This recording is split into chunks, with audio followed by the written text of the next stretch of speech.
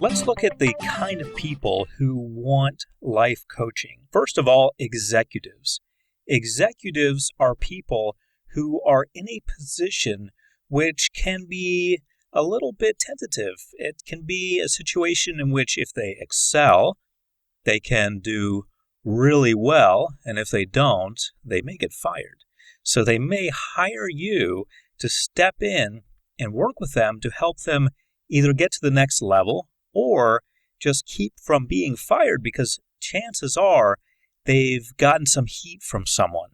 Someone has said, hey, you need to step it up. Or in a more fortunate situation for you, they're just the type of people who want to do better than everyone else.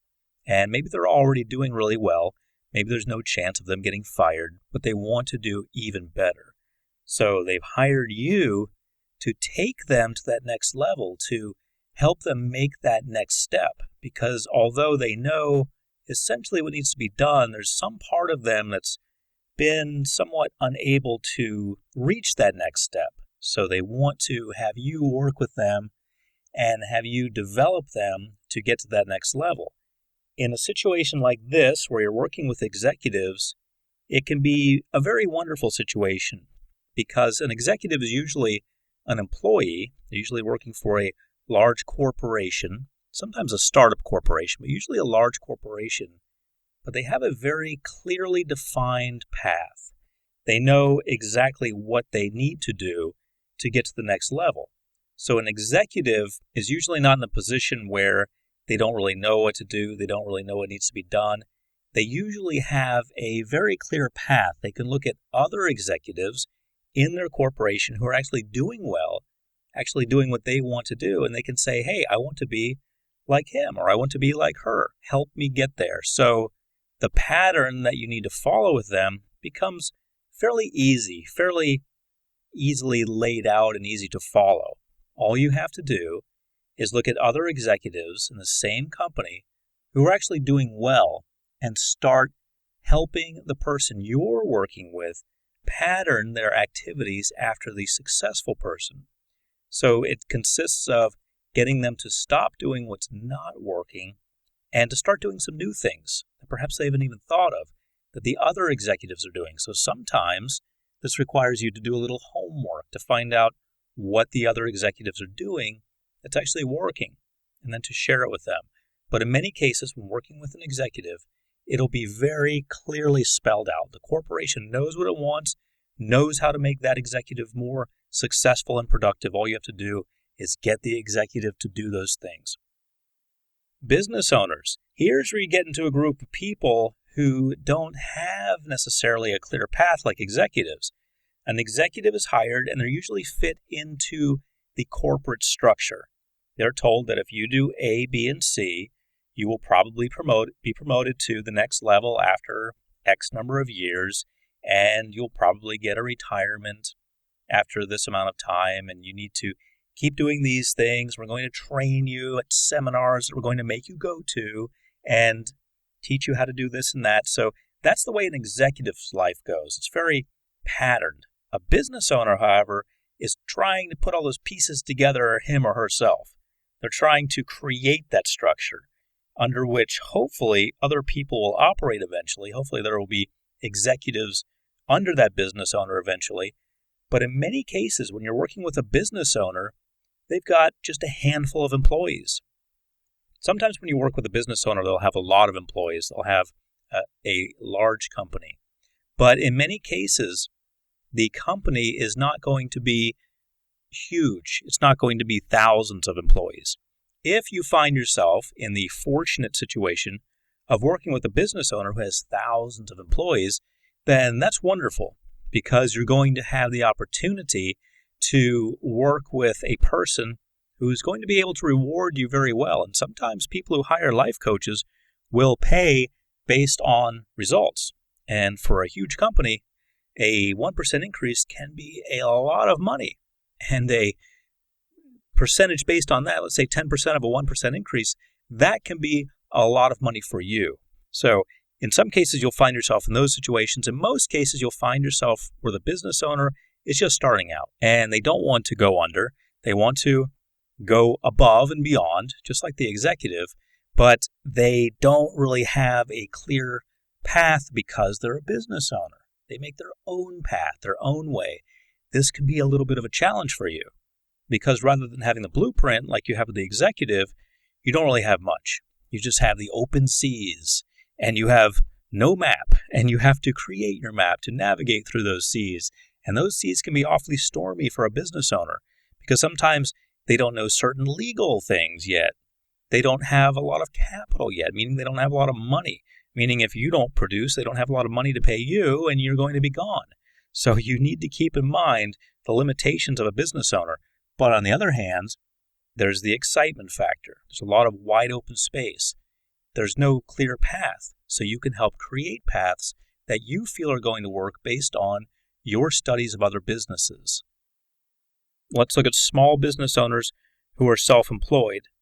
Now, small business owners who are self-employed are the same as business owners, but I wanted to bring this category up to emphasize the idea of small business owners.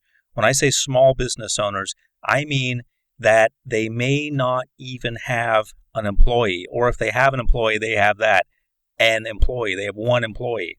So small business owners who are self-employed are really not much different than business owners, but I brought up the point of self-employed here to show that they just made that step. It's fairly recent for them. They used to be employed, now they're self-employed. Maybe they were an attorney working for a law firm. Now they're working for themselves, and they want to build their own law firm. They're self-employed now, and it's a small business, maybe just them, maybe just one other person with them, but it's a small business. Here you really, really have your work cut out for you because you are someone who's been called in, and there aren't many people who have been called in. Maybe there's been the assistant who works for the business owner. They've been called in, so to speak. They have a job. As temporary as it may be, they have a job. You've been called in. Okay, they added one other person to the mix. They are very skeptical about having you there. You've got to realize that. You've always got to realize the ground you're standing on.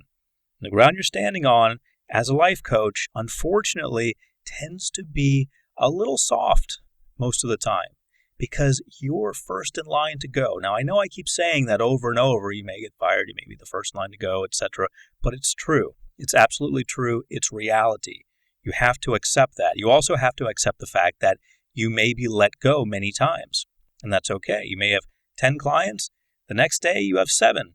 The next day, you have 5. The next day, you added a few, you have 8. You never know. It's up to their discretion. You can have a contract, which is always nice, but they can always let you go even if they follow the contract. And realize that if you're not performing up to their expectations, then it's really not going to benefit either of you for you to stick around. You don't want to be in that kind of situation. But a small business owner who's recently self-employed is going to be a pretty much bare bones person, meaning financially they're not going to have a lot of resources, so they're going to be monitoring everything that you do. Everything that you do should coincide with making them money as soon as possible. But this is one of the categories you're going to be dealing with, the small business owners who are recently self-employed. How about managers who want to improve their leadership skills? This is a lot like the category of executives. Managers who want to improve their leadership skills are people who may not be as high up as executives. They may be somewhere in the middle. They're not working in the mailroom, so to speak, the proverbial mailroom, but they're not really sitting in the top floor corner office with the view of the city or the mountains either, somewhere in the middle. They're managers who want to improve their leadership skills. Managers are people who manage others. So leadership is very important for them. That's what they do. Not everyone who is called a manager has good leadership skills. Sometimes people are put into management positions because they're very good at what they do. So the company assumes that since they're very good at what they do, they can help others to be very good at doing the same thing. So if Mary is good at filing, or Jim is good at filing, then the company may assume that they can promote both Mary and Jim to help other people file. Mary can handle one aspect of the filing department, Jim can handle the other. They can both be managers, and we'll see how they do. Well, it doesn't always work that way. Part of my training at my doctorate level classes was in administration, learning how people work with other people, learning how they get along, learning how they use their skills. Sometimes people have skills, sometimes people don't when it comes to leadership. But what happens in many cases is that someone who's good at their job is not necessarily good at making sure other people do the same exact job. You would think they would be good. It just makes sense, doesn't it? It's kind of logical. If I'm good at stacking bricks one on top of the other, and you promote me to a position where I supervise 5 people whose job it is to stack bricks one on top of the other, you would think that I would do well at that, because after all, isn't that what I do? Can't I teach that? But maybe I don't have the organizational skills or the leadership skills to motivate people to stack bricks properly, to get them there on time. Maybe I don't have those skills. Maybe I don't have the ability to do what you need me to do. So it doesn't always translate into me being able to manage others. So that's why a manager may call in a life coach to help them do what the people above them already assume they can do. How about people who want growth in their relationships? Every now and then, you're going to have someone who is going to call you in because they're just not really good at relationships. They're not good at making them work. Things aren't going so well for them. They don't know how to make a relationship work. And when you think about it, this person is really serious about relationships because they're spending money on it. They're hiring a life coach. Life coaches aren't cheap. They're hiring a life coach to come in and say, hey, here's what you need to do in your relationship. So they're paying money for it. Also, think about this. They've gotten to the point where they will pay money for it. They've probably exhausted everything else. They've probably tried talking to the person in their relationship or their various relationships. They've probably tried counseling of some sort. They've probably tried reading books and going to seminars, and really nothing's worked. That's usually the time at which you will be called in when it's something like this. So people who want growth in their relationships have usually tried everything else, and now they want you. So they're very serious about relationships, but they really have no clue how to make them work. So here you come, and you have to solve this. You have to resolve it. You have to get it working smoothly. But when you think about it, relationships are not really limited to interpersonal relationships, to romantic relationships. Sometimes people have a challenge just speaking to people. Sometimes they're not getting out there. They're not networking. They're not doing things that will really help them. They're not doing things that will help them move along. And because of this social stifling that they feel, they're not moving along in other areas, perhaps getting jobs or being promoted or what have you, because they're just not good at forming relationships. And a lot of business, as you move up the ladder in the corporate world, has to do with relationships. And if you're a salesperson, that has to do with relationships. So when you help people with relationships, you really get into a lot of ground. Whether you're helping someone with their romantic relationships with their husband, wife, or relationships with their children or their parents or their grandparents, or interpersonal relationships that have to do with people they meet, their neighbors, or maybe their business associates who they go out bowling with or playing golf with or go out drinking with. No matter what realm you're getting into, you really get into interesting territory because you have to define the goal. And if you don't define the goal, then it becomes kind of odd and ambiguous. What are we doing? Well, I'm helping them shake hands. Well, what's that going to lead to? So you have to set standards and goals, especially when you work with this kind of situation. What about people seeking balance? Sometimes people just want to have balance. Now, usually when you have a client in this type of arena, the client is very well off. If someone ever calls you up and says, I need a life coach because I need balance. And they're talking very calmly like that. You're probably going to be dealing with someone who is at least a millionaire, if not more, and they just want things to flow. Now, if someone calls you up and says, oh my gosh, I just quit smoking and I just got a divorce and I'm buying a new house and wow, I could really use some balance. Okay, that's a different story. But if someone calls you up and they have a Zen-like attitude, you'll get to know the type of person I'm talking about. And they say, what I need in my life is some balance, some flow. The chi in my life, the chi energy that flows through my life is not flowing properly. You know what chi is? Chi is the energy used in feng shui, the Chinese art of placement, and proper chi flow through a home or office can actually aid in the efficiency of a person's life and allow it to flow smoothly, allow them to feel relaxed and powerful and calm and everything else they want. So if you have someone like that who's talking like I am now about spiritual matters, then you know that you have someone who is really into life balance. And if they're really into life balance and they don't say, well, I'd like to make more money or I've got to get better at relationships so I can make more money. If there's no talk of money, usually they're fairly wealthy. That is a wonderful situation. But your job becomes a little less defined. Your job becomes a little more ambiguous when you get into relationships and just finding balance in general. Your job becomes one that you must start to quantify. You must start to put numbers on. You must say, okay, well, you're only meditating 3 times a week. How many times a week would you like to meditate? You see what I'm saying? You have to, no matter what category you're working with, get it into numbers. Get it into something that's schedulable. You have to be able to schedule it, and you have to be able to count it, because there has to be measurable improvement in order for you to be contributing to them in a measurable way. Now, occasionally, you're going to have clients who don't really care about that. They just want you around to help things flow smoothly. If you find a situation like that, you have found one of your cornerstone clients, because they'll probably keep you forever unless they stop liking you for some reason. As long as you stay in their good graces, you'll probably have them forever. If they don't care about numbers or quantifying or schedule, they just want you to help them have things flow. Then go with it. Let go of everything I said about numbers and scheduling and work with what they say. They're the boss. If you find one of those clients, which are rare, then keep them forever. What about people who want growth and change?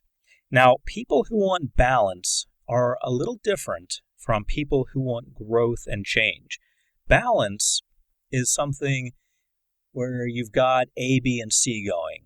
You've got maybe the grandchildren, and you've got the yacht, and you've got this idea for a movie script. And let's say this is a millionaire who's called you up, and he or she has all these things going on. They just want everything to balance out. You see, there's not really a lot of tension there. There are things going on, but they're not things that sort of pull at the person in a negative way. They're actually wonderful things that are going on. So grandchildren, a yacht, and a potential script, these are all just wonderful things that are really all about fun and giving and sharing and so forth. However, what if a person specifically says they want growth and change? Okay, this is a person who's not really successful yet in their own mind. Keep in mind, you can be dealing with the richest person in the world. If they're not satisfied yet, then they're not successful. Some of the wealthiest people in the world are some of the least successful people in the world because they haven't reached their own personal best yet. They haven't satisfied themselves. Sometimes this is because they go in the wrong direction. They think that chasing money is going to do it. They find out it's not going to do it. I was reading recently about the guy who directed a lot of Jim Carrey's movies. He sold his stuff, all his toys, his Hollywood toys, as he called them, and he moved to a trailer park. Because although he was a multimillionaire, he just wasn't satisfied. He felt that he was part of a corporate machine or something like that. And he wanted to get away from all that and just live a more pure life.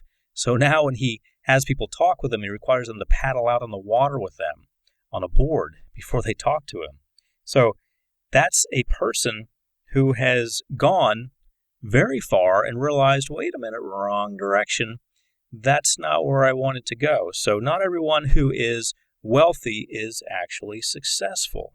So when people come to you and they want growth and change, that's a big challenge. You need to quantify what growth, quantify what change. Sometimes it's going to require a little soul searching first, figuring out what they'd like to change and how they would like to grow.